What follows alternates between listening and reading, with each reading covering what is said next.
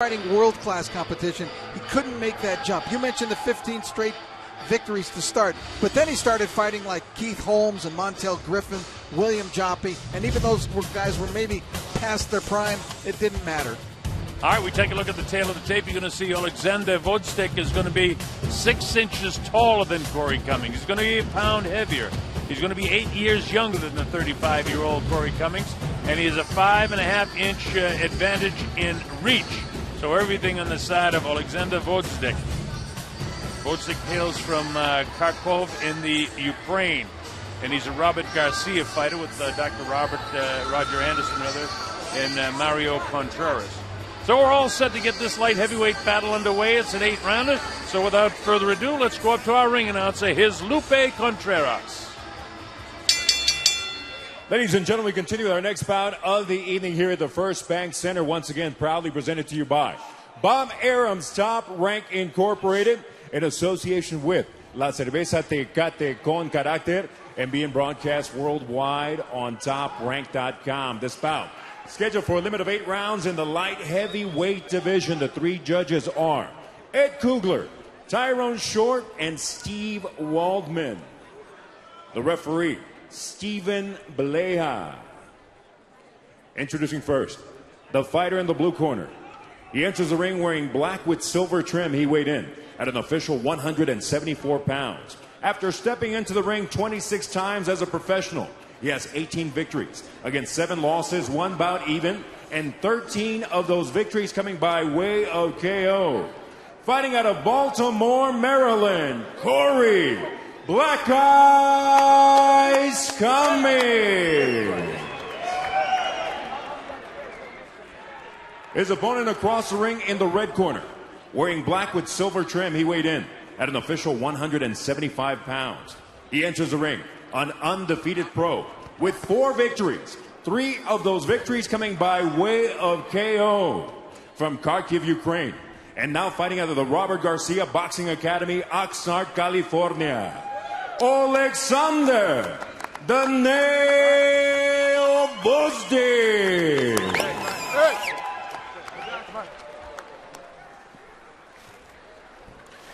Okay, gentlemen, we went over all the rules in the locker room. Step back, please. This is his bout line. I don't want anything there. This is his, nothing there, nothing in the back, okay? Is there any questions? Let's touch him up. Let's take care of this unfinished business. Let's go.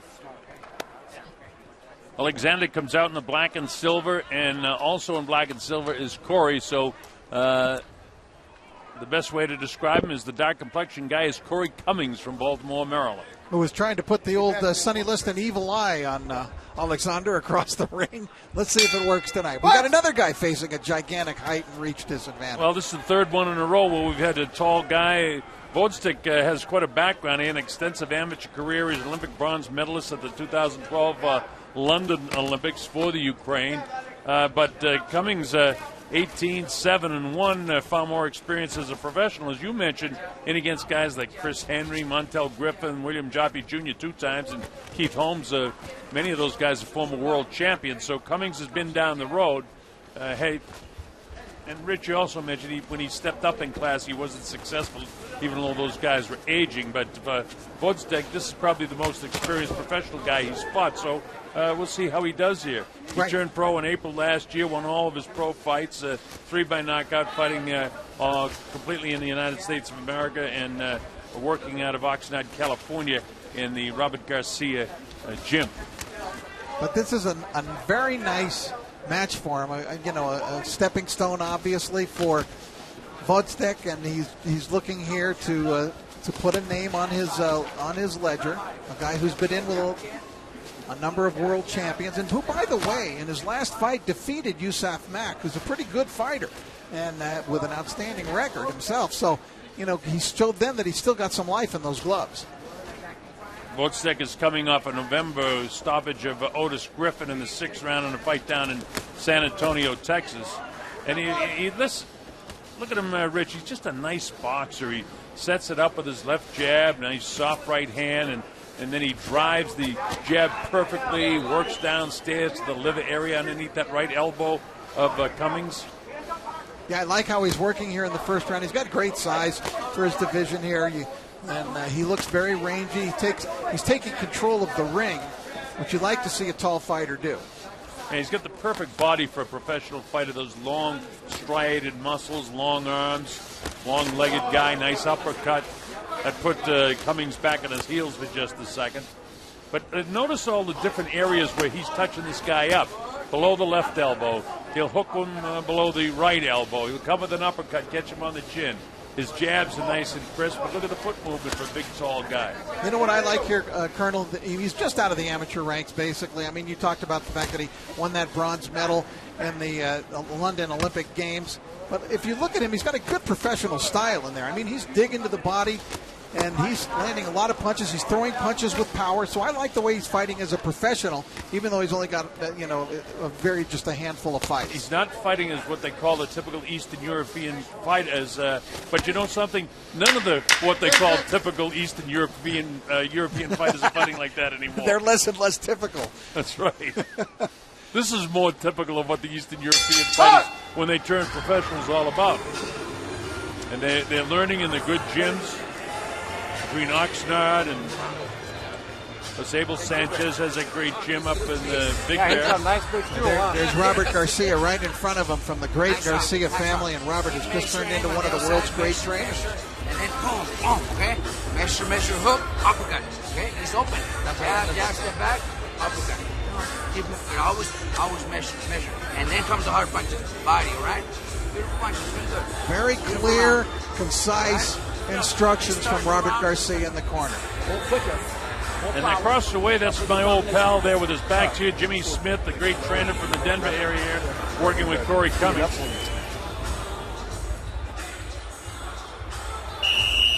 As you take a look at some of the action, see what I mean about controlling the ring. Good job by Gvozdyk in that first round. Established his style of fight immediately and just took over.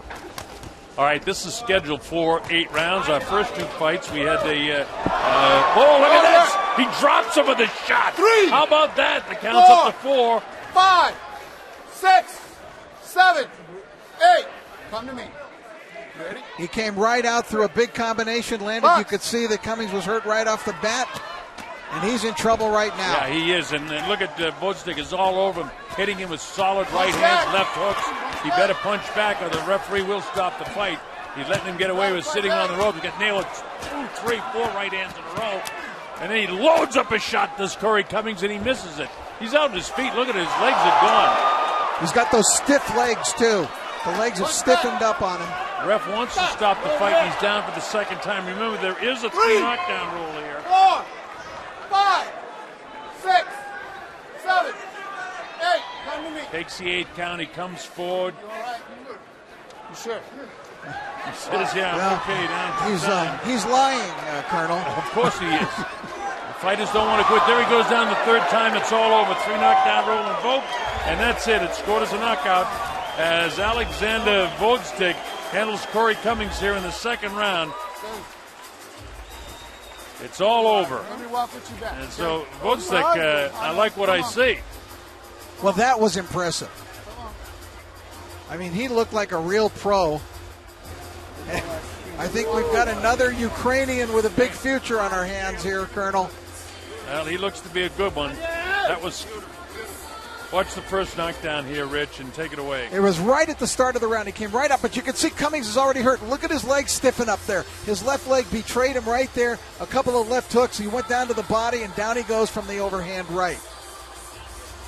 Gvozdyk did a good job of recognizing the predicament that Cummings was in immediately, and he did not give Cummings any opportunity to get himself back into the fight once again. He just poured it on till he went down again. He did manage to get up here. Referee asked him if he was okay. He said yes. He certainly wasn't. It was basically duck soup after that. Well, but very impressive Gvozdyk, because we mentioned the fighters that Cummings stayed in with. He actually had a draw with William Jaffe, the first